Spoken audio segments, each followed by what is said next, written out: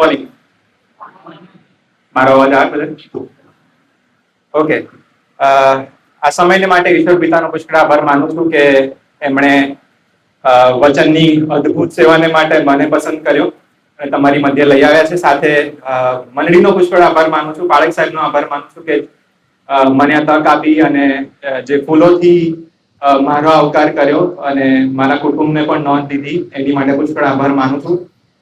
અને એની સાથે આ સમયે હું મારા માતા પિતાની પણ આભાર માનવાની તક લઉં છું, કારણ કે અહીંયા હું તમારી સમક્ષ ઈશ્વરનું વચન લાવવા માટે આજે ઉભો રહ્યો છું. એની પાછળ મારા માતા પિતાનું બહુ મોટું બલિદાન અને એમનું કોન્ટ્રીબ્યુશન છે કે જેના કારણે હું તમારી હજુરમાં આજે ઈશ્વરનું વચન આપવા માટે ઉભો રહ્યો છું.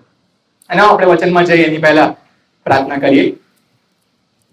પ્રભુ, તમારો આભાર માનીએ છીએ આ દિવસને માટે તમે અમને આપ્યો. પ્રભુ, અહીંયા અમે કોઈ અકસ્માતે પ્રભુ ભેગા નથી થયા, પણ પ્રભુ તમારી ઈચ્છાની યોજનામાં આજે તમે અમને અહીંયા લઈ આવ્યા છે, માટે તમારો પુષ્કળ આભાર માનીએ છીએ. પ્રભુ, તમે બોલો, અમે સાંભળીએ એવું થવા દો. પ્રભુ, અમારા મનના વિચારોને પ્રભુ તમે કંટ્રોલમાં લો અને પ્રભુ તમે આજે કહેવા માંગો છો પ્રભુ એ અમે સાંભળી શકીએ, માટે તમે અમારી સહાયની મદદ કરો. આમ પ્રત્યેકના જીવનને તમારા હાથમાં સોંપી દે છે. ઈસુ પ્રભુના નામમાં માંગીએ છીએ, માટે સામાન્ય કરવા. આમીન. સારું, આવી એક ચર્ચમાં આ રીતના જ પિતૃ દિવસ ઉજવાઈ રહ્યો હતો અને એક કુટુંબ એ ચર્ચમાં આવા રેડી થતું હતું અને એ કુટુંબમાં એ પત્નીને ખબર પડી કે આજે પિતૃ દિન છે, તો એમણે એમના પતિને કહ્યું કે આજ તો હું નહીં આવું, તમે જઈ આવો, કેમ કે આજે મારું શું કામ, આ તો પિતૃ દિવસ છે ને, આજે હું નહીં આવું, તમે જઈ આવો. બરાબર? આવું નથી. બરાબર? તમે બધા ભેગા થયા છો, પિતૃ દિનના દિવસે બાળકો અને માતાઓ પણ આવ્યા છો, એટલાને માટે ઈશ્વરનું વચન ફક્ત પિતાઓ માટે નહીં પણ બધાને માટે, આપણા બધાને માટે છે. અને કારણ કે હું પણ એક પિતા છું, એટલાને માટે આ વચન પહેલા એ મારા માટે છે અને પછી તમારા માટે છે. બરાબર?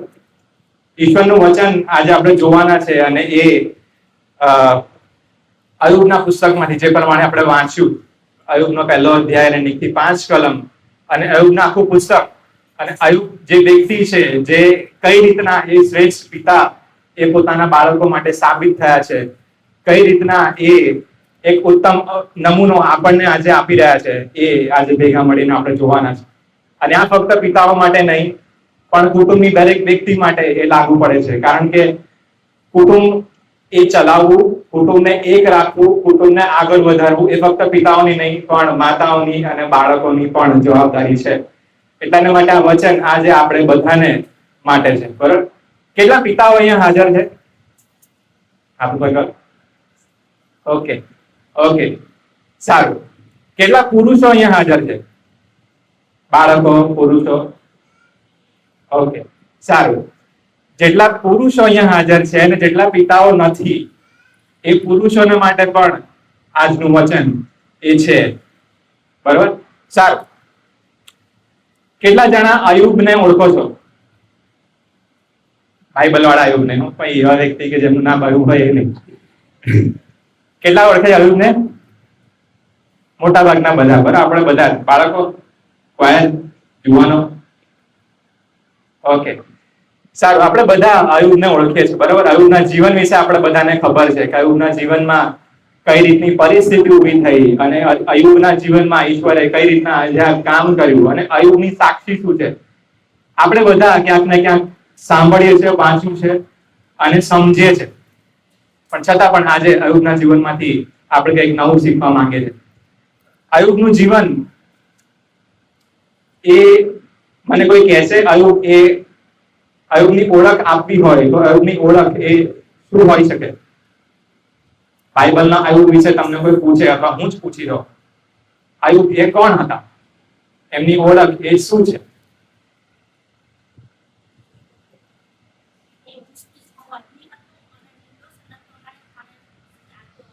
ઓકે ઓકે, બહુ સરસ. તે ધનવાન, રાઈટ. અયુબની ઓળખમાં સૌથી પહેલી અયુબની ઓળખ શું? આંટીએ શું આપી?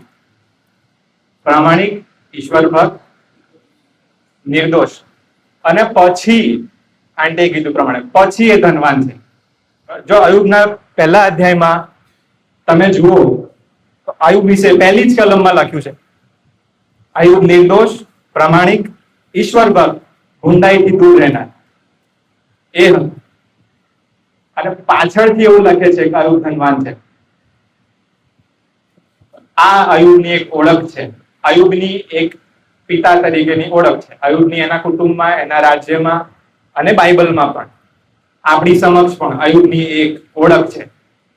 એ શું સૂચવે છે? આ યુગની ઓળખ એ શું સૂચવે છે? એ શું કહી રહ્યા છે? અયુબના જીવનમાં ઈશ્વર એ પ્રથમ સ્થાને છે. આજના મારા સંદેશામાં આપણે અમુક પોઈન્ટ્સ જોવાના છે, અને મારો આ પહેલો વિષય છે, પહેલો પોઈન્ટ છે, અયુબના જીવનમાં એ ઈશ્વર એ પ્રથમ સ્થાને છે. અહીંયા એવું નથી લખ્યું કે અયુબ પાસે આટલું બધું હતું અને એ પ્રમાણિક. ના, અયુબના જીવનમાં એ ઈશ્વર પ્રથમ સ્થાને છે. એનાથી બહુ બધું બદલાઈ જાય છે જીવનમાં. જ્યારે ઈશ્વર મારા અને તમારા જીવનમાં પ્રથમ સ્થાને હોય છે ત્યારે ઘણું બધું બદલાઈ જાય છે. પ્રથમ સ્થાને હોય તો પછી પાછળ બીજી બધી વસ્તુ આવી જાય છે. ધન એ બીજા સ્થાને જતું રહે છે, મારા મિત્રો એ બીજા સ્થાને જતા રહે છે, મારી જોબ કે મારી બીજી બધી બાબતો એ ત્રીજા ચોથા સ્થાને જતી રહે છે. અને આ અયુબના જીવનમાંથી મારે તમારે શીખવાની વાત છે. શું મારા તમારા જીવનમાં ઈશ્વર એ પ્રથમ સ્થાને છે કે નહીં? મારી તમારી ઓળખ એ અયુબની માફક છે કે નહીં? અને જો અયુબ જેવી ઓળખ મારી તમારી છે તો પછી અયુબના જીવનમાં, એના કુટુંબના જીવનમાં જે પ્રમાણેનું કામ એ થયું, જે આપણે આગળ જોવાના છે, એ શક્ય બનશે, નહીં તો નહીં બને. પિતા તરીકે, આજે પિતા તરીકે આપણે અહીંયા બેઠા છે ત્યારે મારી તમારી એક પિતા તરીકેની ઓળખ શું? કે આની પાસે ગાડી છે, આની પાસે સારા કપડા છે, કે પછી આ એ ઈશ્વર ભક્ત છે, પ્રામાણિક છે, નિર્દોષ છે, ગુંડાઈથી દૂર રહે છે? શું પિતા તરીકેની મારી તમારી ઓળખ આ રીતની છે? અને આ જે બાઇબલમાં લખ્યું છે એ ઓળખ એ કોણ આપે છે? શું તમને ખબર છે એ ઓળખ અને એ સાક્ષી અયુબ માટેની એ કોણ પૂરે છે? જો તમે પહેલા અધ્યાયની 8મી કલમ જો જુઓ તો ત્યાં એ શબ્દો કોના છે? ત્યાં શું થઈ રહ્યું છે? શૈતાન એ દેવની આગળ જાય છે અને અયુબ વિશે કંઈક પૂછે છે, અને ત્યાં દેવ એ અયુબ વિશે શું કહે છે? વાંચો 8મી કલમમાં. 8મી કલમ એવું લખે છે, પૃથ્વી ઉપર તેના જેવો નિર્દોષ, પ્રામાણિક, ઈશ્વર ભક્ત તથા દુષ્ટતાથી દૂર રહેનાર બીજો કોઈ પુરુષ નથી. આ શબ્દો કોના? ઈસુ ખ્રિસ્તના, દેવના શબ્દો. માણસ એ માણસની ઓળખાણ આપે એ તો પછીની વાત છે. દેવ, ઈશ્વર એ અયુબની ઓળખાણ આપે છે. એ પ્રામાણિક છે, એ ઈશ્વર ભક્ત છે, એ ગુંડાઈથી દૂર રહેનાર છે. આજે જો શૈતાન એ દેવની આગળ જાય તો દેવ એ મારી તમારી શું ઓળખાણ આપે? શું ઓળખ આપે? આ ફક્ત પિતાઓ માટે નહીં, હવે આ પિતાઓ, માતાઓ, બાળકો, જુવાનો બધા માટે. જો આજે શૈતાન એ ઈશ્વરની આગળ જાય અને મારા તમારા વિશે કશું પૂછે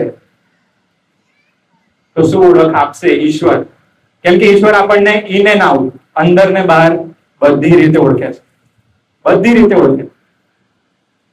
મારી તમારી ઓળખ. હું મારી જાતને પણ આમાં તમારી સાથે ઉભા રહીને આ વસ્તુ કહી રહ્યો છું. મારી તમારી ઓળખ એ દેવ શું આપશે? શું આપણે પ્રામાણિક છે? શું ઈશ્વર ભક્ત છે? શું નિર્દોષ છે? શું ગુંડાઈથી દૂર રહેનાર છે? વિચાર કરીએ બાબતે. અને જો આ બધી બાબત એ મારા ને તમારા જીવનમાં હશે તો એ નોટિસ કોણ કરશે? હવે હું પેરેન્ટ્સ ને પૂછું છું, માતા પિતાઓને પૂછું છું, આ બાબત જયારે મારા ને તમારા જીવનમાં હશે તો એ કોણ, એની નોંધ કોણ લેશે? આપણી સાથે રહેનાર કોણ? આપણા બાળકો. આપણા બાળકો આ વસ્તુની નોંધ લેશે કે મારા પપ્પા, મારા મમ્મી એ નિર્દોષ છે, ઈશ્વર ભક્ત છે, હુંડાઈથી દૂર રહેનાર છે. અને જ્યારે આપણા બાળકોની સામે આપણી આવી છાપ હશે તો મારા ને તમારો બાળક એ ઉઠીને એવું કહેશે કે મારે મારા માતા અને મારા પિતા જેવું બનવું છે. શું આજે આપણા બાળકો આપણા માટે એવું કહી શકે છે કે હું મારા માતા અને મારા પિતા જેવો બનવા માંગુ છું? આજે હું અહીંયા ઉભા રહીને તમારી આગળ બોલી રહ્યો છું એ એટલા માટે બોલી રહ્યો છું કારણ કે મેં મારા પપ્પાને આ રીતના ઉભા રહીને સુવાર્તા આપતા, વચન આપતા જોયા છે. મેં મારી મમ્મીને આ રીતના ઉભા રહીને સુવાર્તા આપતા, વચન આપતા જોયા છે. આજે હું પ્રાર્થના એટલા માટે કરાવી શકું છું કારણ કે મેં મારા પેરેન્ટ્સમાં એ વસ્તુ જોઈ છે, મારા માતા પિતામાં એ વસ્તુ જોઈ છે. મારા મમ્મી પપ્પાએ એ આદત ઓલવેઝ પાડી છે કે રાત્રે ઊંઘતા પહેલા કૌટુંબિક પ્રાર્થના કરીને સુઈ જવું. મારા માતા પિતાએ ઓલવેઝ એ વસ્તુની તકેદારી રાખી છે કે બેટા તું પ્રાર્થના કરે છે કે નહીં, તે બાઇબલ વાંચ્યું કે નહીં, તે ખાધું કે પીધું એ પછીથી પૂછશે, તે બાઇબલ વાંચ્યું કે નહીં, પ્રાર્થના કરી કે નહીં. અને એ વસ્તુ ત્યારે એ લોકો કહી શકે છે જ્યારે એમણે ખુદ એ વસ્તુ કરી છે. શું આજે પેરેન્ટ્સ તરીકે, માતા પિતા તરીકે મારા તમારા જીવનો આવા છે? શું આપણા બાળકો આપણામાંથી એ ઉત્તેજન લેશે, એ મોટિવેશન લેશે? અને જુવાનો, હું તમને પણ કહી રહ્યો છું, કાલ ઉઠીને તમને ઈશ્વર કુટુંબ વાળા કરશે, કાલ ઉઠીને તમને ઈશ્વર એ બાળકોના માતા પિતા કરશે. શું તમે ત્યારે ઈશ્વરને ભજવાનું શરૂ કરશો? શું તમે ત્યારે ઈશ્વર પાછળ ચાલવાનું શરૂ કરશો? ના, એ શરૂઆત આજથી થાય છે. મારા માતા પિતાએ આ વસ્તુ મારા જન્મ પછી શરૂ નથી કરી, એ શરૂઆતથી કરતા હતા. એ જુવાન હતા ત્યારથી કરતા હતા અને ત્યારે એ એમની આદત બની અને ત્યારે એમને એમના જીવનો એવા થવા માંડ્યા અને ત્યારે હું એમને જોઈને એ શીખવા માંડ્યો. કેવા છે આપણા જીવન? શું ઈશ્વર એ મારી આવી સાક્ષી પૂરશે? માતા પિતા બંને માટે કહી રહ્યો છું. શું આપણા બાળકોએ આપણને પ્રાર્થના કરતા જોયા છે? બાઇબલ વાંચતા જોયા છે? આ હું પ્રશ્ન તમને પૂછી રહ્યો છું, પિતાઓ તરીકે, માતાઓ તરીકે. જોયા છે? જો જોયા હોય તો પ્રેઝ ધ લોર્ડ, ઈશ્વરની સ્તુતિ થાઓ. આ પ્રશ્ન હું તમને આગળ મૂકું છું. અયુબની માફક શું હું આજે નિર્દોષ પ્રામાણિક છું? શું મારા જીવનમાં ઈશ્વરે પ્રથમ સ્થાન ધરાવે છે કે નહીં? પાછળથી અયુબ માટે એવું કહ્યું છે કે અયુબ ધનવાન છે, અયુબ પાસે આટલા બધા ગધેડા છે, આટલા બધા બળદો છે, આટલો ધનવાન માણસ, પણ એની ઓળખ પછીની છે.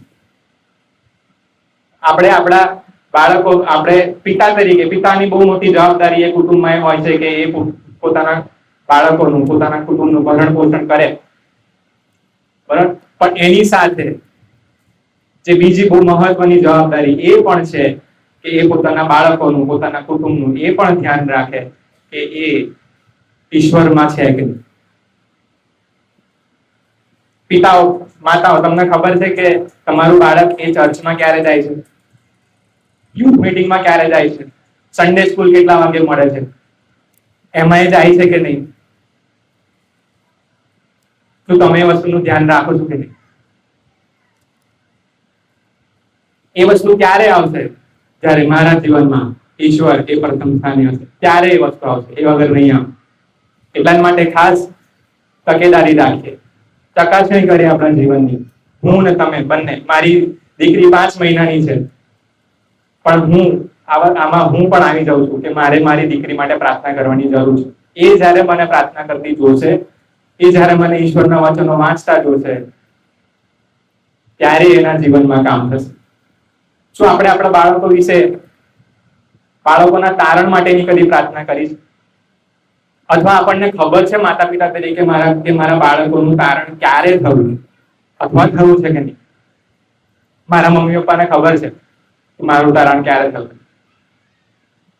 મારું તારણ મારા મમ્મીની પ્રાર્થના દ્વારા જ, અને 2001 26 જાન્યુઆરી 2001 એ દિવસે થયું. હુકમ થયો હતો એ દિવસે. અને મારા મમ્મી હતા કે જેમણે એ ઈશ્વરની વાત મારા માટે કરી. અને એ દિવસે મારા પપ્પા એ વચન આપવા ગયા. આ હું મારા મમ્મી પપ્પાના જીવનમાં જોઈ શકું, અને એટલા માટે આજે હું તમારી આગળ ઉભો રહીને આ વસ્તુ કરી શકું.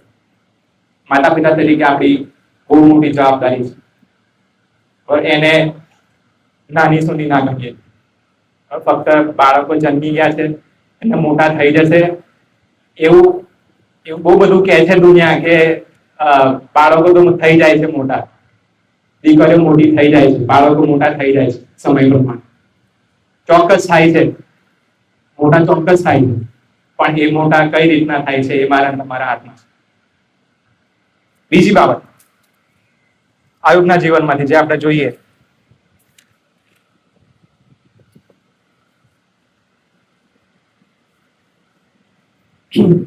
આયુબને કેટલા સંતાનો હતા, કેટલા બાળકો હતા? કોઈ મને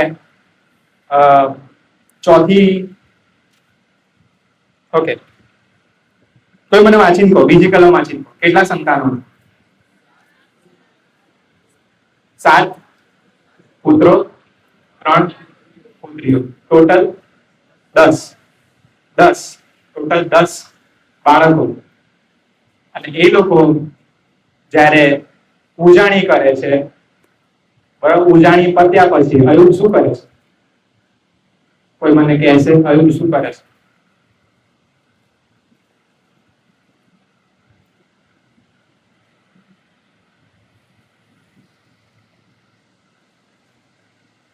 પિતાઓથી મને કોઈ કહો, આયુબ શું કરે છે?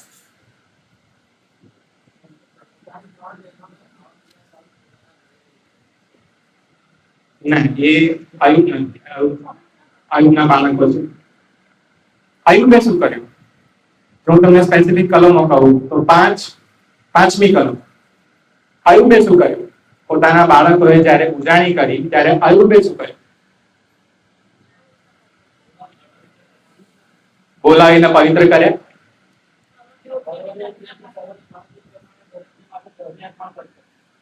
રાઈટ. શું લખે છે અહીંયા? 3 વસ્તુ. આયુબ 3 વસ્તુ કરે છે. આયુબ શું કરે છે? રેગ્યુલરલી પ્રાર્થના કરે છે, જે પ્રમાણે 5મી કલમમાં લખ્યું છે. પરોઢિયે ઉઠીને, વહેલો ઉઠીને ગણતરી કરીને, મતલબ 10 ની ગણતરી કરે છે. દરેક માટે દહનાર પણ કરે છે. 10 માટે. એવું નહીં કે 10 ને ભેગા કરી જોડે કરી નાખી, એવું નહીં. દરેકની ગણતરી કરીને દહનાર પણ કરે છે. અને કહે છે કદાચ મારા પુત્રોએ પાપ કરીને પોતાના હૃદયમાં દેવનો ઇનકાર કર્યો હોય. પરોઢિયે ઉઠીને દરેકને માટે. અને ત્રીજી વસ્તુ, એ પ્રમાણે હંમેશ કરતો હતો. Always, regularly. વહેલો ઉઠીને ગણતરી કરીને દરેક માટે, અને ઓલવેઝ, દર વખતે, એવરી ટાઈમ. આ મારા તમારા માટે એક પેરેન્ટ્સ તરીકે બહુ મોટું શિખામણ, ઉત્તેજન છે. આપણા બાળકો આજે શું કરી રહ્યા છે એ આપણને નહીં ખબર. ઘણી બધી વખત એ લોકો સ્કૂલમાં જાય, કોલેજમાં જાય, ટ્યુશનમાં જાય, બહાર જોબ કરવા જાય, તેમની પાસે એક વસ્તુ ઓલવેઝ હોય છે, મોબાઈલ. આપણને નહીં ખબર કે મોબાઈલનો ઉપયોગ એમના જીવનમાં કઈ રીતના થશે. હું એમ નથી કહેતો કે બાળકો ખોટો જ ઉપયોગ કરતા હશે, હું એમ નથી કહેતો. જુવાનો એ મોબાઈલનો ઉપયોગ ખોટો જ કરતા હશે એમ નથી કહી રહ્યો. પણ શેતાન એ ગમે ત્યારે આપણા બાળકોના કોઈ બી બાબતનો ઉપયોગ એ એની મહિમા માટે કરી શકે છે. અને એટલાને માટે માતા પિતા તરીકે આપણી એ જવાબદારી બને છે કે આપણે આપણા બાળકો માટે પ્રાર્થના કરીએ ઈશ્વરની આગળ. કેવી પ્રાર્થના?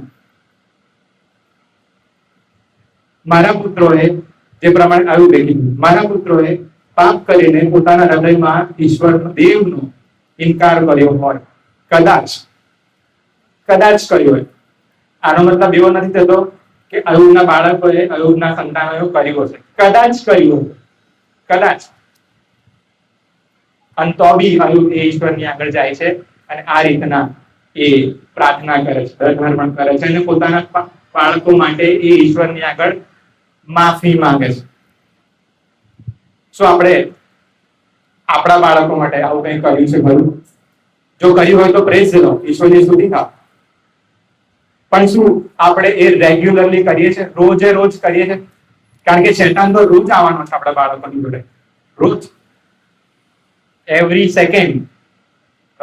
આપણા ચર્ચના જુવાનો એ બાઇબલ વાંચે છે. મેં જ્યારે જુવાનોની સંગતમાં જ્યારે કેવી રીતના બાઇબલનો અભ્યાસ કરવો એની તક મને જ્યારે મળી, ત્યારે મને ઘણો આનંદ થયો કે એમાંથી ઘણા બધા જુવાનો એ બાઇબલ વાંચે છે અને જે નતા વાંચતા એમણે એ રીતના કરવાનું પણ શરૂ કર્યું.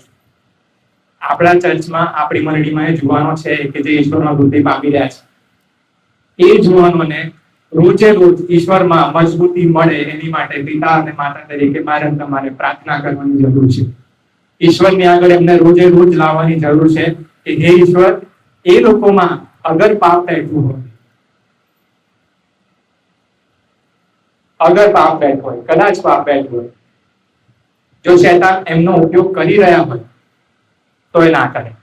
એ મારી તમારી એ જવાબદારી બની જાય છે. શું આપણે કરીએ છીએ એવું? અગર આપણી મધ્ય કોઈ ન્યૂ પેરેન્ટ્સ છે જેમના બાળકો નથી થયા, ન્યૂ પેરેન્ટ્સ, એકદમ ન્યૂ પેરેન્ટ્સ આપણી મધ્ય છે, તો એમનું જે બાળક આવવાનું છે એમની માટે પણ આ વસ્તુ કરવાની જરૂર છે. મારે મારી 5 મહિનાની દીકરી માટે મારે મારી પત્ની આ કરવાની જરૂર છે અને અમે કરીએ છીએ. અમે કુટુંબ તરીકે અમારી દીકરી માટે પ્રાર્થના કરીએ છીએ. મારી તમારી માટે આ બાબત એક જવાબદારી છે. અયુબના જીવનમાંથી શીખવા મળે છે, શીખવાનું છે આપણે. હું રિપીટ કરીશ, સવારે ઉઠીને 10 બાળકોની ગણતરી કરીને અને રેગ્યુલરલી આ બાબત મારા તમારા જીવનમાં કરવાની જરૂર છે. અને જો આ થશે તો મારા તમારા જીવનમાં, મારા તમારા બાળકોમાં એ કામ થશે. અને એ ત્યારે થશે, આ હું ત્યારે કરી શકીશ ત્યારે ઈશ્વર મારા જીવનમાં પ્રથમ સ્થાને હશે. એટલા માટે બહુ ચકાસવાની જરૂર છે કે ઈશ્વર મારા જીવનમાં કયા સ્થાને છે. જુવાનો, તમને પણ કહું છું, તમારા જીવનમાં ઈશ્વર ક્યાં છે, કયા સ્થાને છે? કાલ ઉઠીને તમે તમારા કુટુંબવાળા થશો. તમારા જીવનમાં ઈશ્વર ક્યાં છે, કઈ જગ્યાએ છે, એ આજે તપાસવાની જરૂર છે. ત્રીજી બાબત,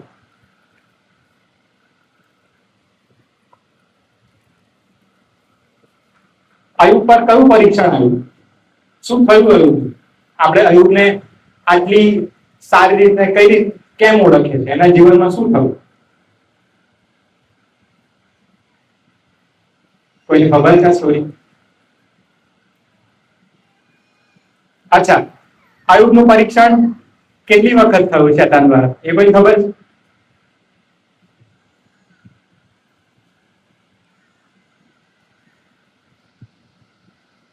અયુબનું પરીક્ષણ એ 2 વખત થયું.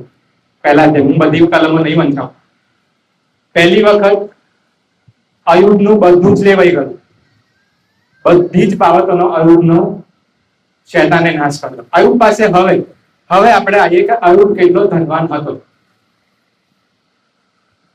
ત્રીજી કલમ, 7,000 ઘેટા, 3,000 ઊંટ, 500 જોડ બળદ, મતલબ કે 1000 બળદ, 500 ગધેડીઓ અને પુષ્કળ રાજ રચેલું એ તેની સંપત્તિ હતી.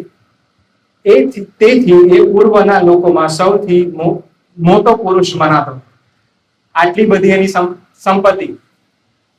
હવે એ સમયમાં કોની પાસે કેટલા ઘેટા છે, કેટલા ઊંટ છે, કેટલા ગધેડા છે, એનાથી એની સંપત્તિ એ નક્કી થતી હતી.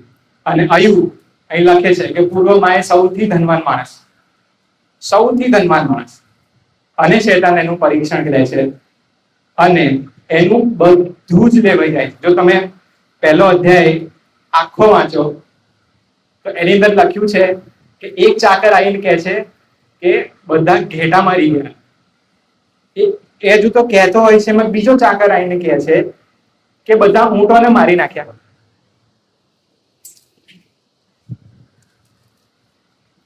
બરાબર, બધા ઊંટોને મારી નાખ્યા, ગધેડા લઈ ગયા, ચાકરો મરી ગયા, આ બધું જતું રહ્યું.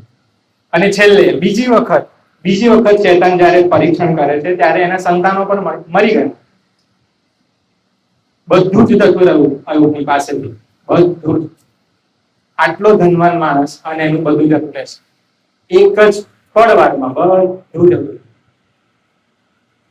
તો પણ મને તમને ખબર છે કે અયુબ એક કેમ ફેમસ છે, કેમ આપણે અયુબને ઓળખીએ છીએ. અયુબના શબ્દો શું ખબર તમને ભાઈ? આટલું બધું જતું રહ્યું, આટલું બધું થઈ ગયું, આટલો ધનવાન માણસ, હવે એ સૌથી ગરીબ એના વિસ્તારમાં, પૂર્વમાં હવે સૌથી ગરીબ માણસ છે, ત્યારે એના શબ્દો શું છે? 21મી કલમ, મારી માના ઉદરમાંથી હું નાગો આવ્યો હતો અને નાગો પાછો જઈશ. યહોવાએ આપ્યું અને યહોવાએ લઈ લીધું, યહોવાના નામને ધન્યવાદ હો. 22મી કલમ, એ સગડામાં અયુબે પાપ કર્યું નહીં અને દેવને દોષ દીધો નહીં. આટલું બધું હોવા છતાં પણ, આટલો ગરીબ હોવા છતાં, થઈ જવા છતાં પણ અયુબે આવું ક્યારે કહી શકે? ક્યારે? કારણ કે એની ઓળખ એ નિર્દોષ, ઈશ્વર ભક્ત, પ્રામાણિક અને ભૂંડાઈથી દૂર રહેનાર એ હતી.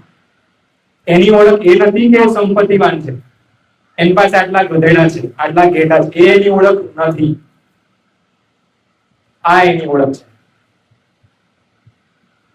મારી તમારી ઓળખ, ફરીને એકવાર પ્રશ્ન, મારી તમારી ઓળખ એ કઈ? મારું તમારું મન એ ક્યાં છે? સંપત્તિ પર છે, મારી પાસે કેટલું છે, અથવા હું કેટલું ભેગું કરી લઉં એની ઉપર છે? ક્યાં છે મારું તમારું મન? એની તપાસ કરી. કારણ કે જો મારું અને તમારું મન એ આવી બધી બાબતો પર હશે, હું એમ નથી કહેતો કે પૈસા જરૂરી નથી, એમ નથી કહેતો, જરૂરી છે. પિતા તરીકે પૈસો કમાઈને ઘરમાં લાવવો એ બહુ જરૂરી છે મારા અને તમારા માટે. આપણા કુટુંબની આપણી ઉપર જવાબદારી છે. પણ શું એ મારી ઓળખ બની જાય છે? કે પછી મારી ઓળખ અથવા મારો આધાર એ મારો પૈસો છે કે એ ઈશ્વર છે? મારો આધાર શું છે? મારો આધાર એવો હોવો જોઈએ કે ઈશ્વરે આપ્યું, ઈશ્વરે લઈ લીધું. એનો મતલબ એ કે મારા કુટુંબને ઈશ્વર પૂરું પાડશે, નહીં કે હું મહેનત કરીશ ને બધું ભેગું કરી દઈશ. શું મારું તમારું વલણ, મારું તમારું મન એ આવી રીતના અયુબની માફક એ ઘડાયેલું છે કે એની તપાસ કરી? અને જો આ રીતનું અયુબના જેવું મન એ મારું તમારું હશે તો આપણા જીવનમાં ઈશ્વર એ પ્રતિષ્ઠા કરશે, તો આપણા બાળકો આપણું અનુકરણ કરશે. મેં મારા મમ્મી પપ્પાને કટોકટીના સમયમાં ઓલવેઝ ઘૂંટણે પડીને પ્રાર્થના કરતા જોયા છે. જ્યારે બી પૈસાની જરૂર પડી છે ત્યારે મેં એ લોકોને બીજા લોકોની આગળ હાથ ફેલાવતા પછી જોયા, અથવા તો એ નથી જોયા, ઈશ્વરની સામે, ઈશ્વરની આગળ ઘૂંટણે પડેલા પહેલા જોયા છે, ઘૂંટણે નમેલા પહેલા જોયા છે.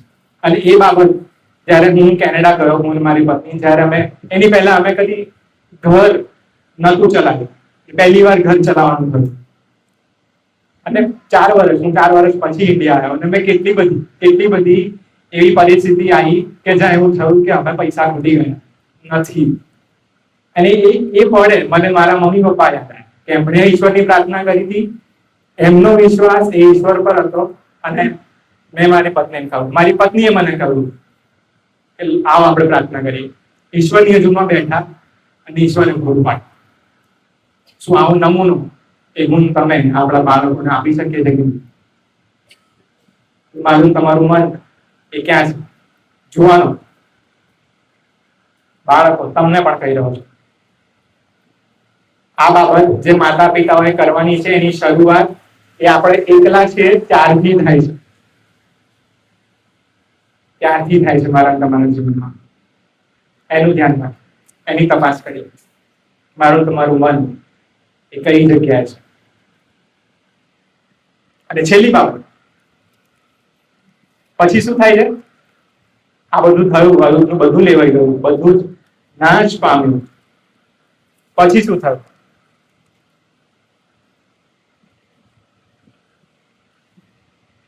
42મો અધ્યાય.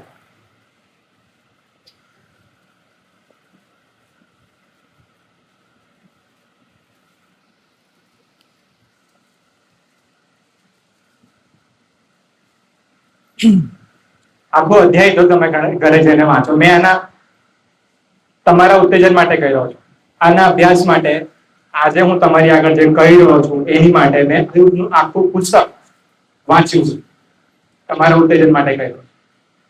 આખો જો તમે 42મો અધ્યાય વાંચો તો એની અંદર લખ્યું છે કે દેવે અયુબને બમણું, અને જો એ તમે એક્ઝેક્ટલી જુઓ, આપણે જોઈએ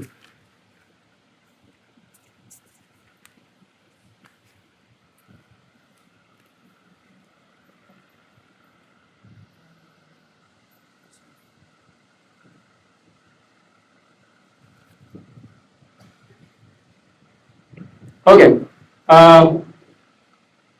એક્ઝેક્ટલી અયુબને દેવે બમણું આપ્યું. હું અત્યારે કલમ નથી કરાવતો. Okay, thank you. 10મી કલમ, પહેલા ઘેટા 7,000 હતા, હવે 14,000 થયા. ઊંટ 3,000 હતા, 6,000 થયા. 500 જોડ બળદ હતી, 1,000 જોડ થઈ. 500 ગધેડીઓ હતી, એ 1,000 થઈ. એક્ઝેક્ટલી બમણું દેવે અયુબને પાછું આપ્યું. આ વસ્તુ શું સૂચવે છે? એ ક્યારેય દેવે અયુબને પાછું આપ્યું, કારણ કે અયુબ એ દેવની સંગાતે ચાલનાર માણસ હતો. બરાબર? હવે મને તમને એવું થાય કે અયુબ દેવ તો બમણું આપે છે ને, તો લાઈન હું દેવની પાછળ ચાલું. શું અયુબે એ વિચારીને દેવની પાછળ ચાલવાનું શરૂ કરેલું? ના ના, હજુ પણ અયુબનું મન જે છે એ દેવ તરફ જ છે. કારણ કે દેવ બમણું આપે છે એટલાને માટે આપણે દેવની પાછળ ચાલવું જોઈએ એવું ના થાય, એવું ના થાય. કારણ કે કાલ ઉઠીને અયુબની માફક જો આપણા જીવનમાંથી એ બમણું આપેલું પણ લઈ લેવામાં આવશે, અને જો આપણો આધાર એ જે આપ્યું એના પર હશે, તો આપણે ફરીથી એ દેવને દોષ દઈશું અને દેવથી દૂર જતા રહીશું. દેવ જે સર્વ પૂરું પાડનાર ઈશ્વર છે એના પર આપણો આધાર હોવો જોઈએ. અયુબની માફક છે કે નહીં એ મારી તમારા માટે પ્રશ્ન છે. અને અહીંયા મારો સંદેશો પતે છે. એક કલમ હું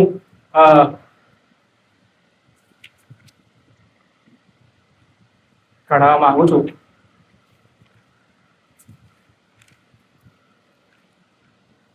અયુબ 23 અને 10મી કલમ.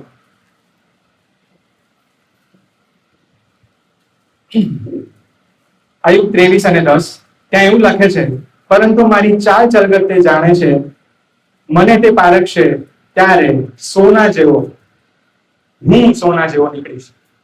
આ અયુબના વચન, આ અયુબના શબ્દો. અને આ કલમ એ પિતા, માતા, બાળકો, પુરુષો આપણે બધાને લાગુ પડે છે. શું આપણે એવું કહી શકીએ, એવું કોઈની આગળ કહી શકીએ? હું મારા મિત્રની આગળ અથવા કોઈની બી આગળ કહી શકું આજે દેવ અગર મારી પરીક્ષા કરશે ને તો હું સોના જેવો નીકળીશ? શું આપણે કહી શકીએ છીએ આવું?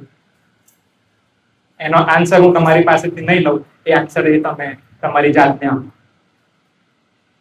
જો એનો આન્સર હા છે તો ઈશ્વરની સ્તુતિ થાવ, કારણ કે આપણા બાળકો એ બચી જવાના છે.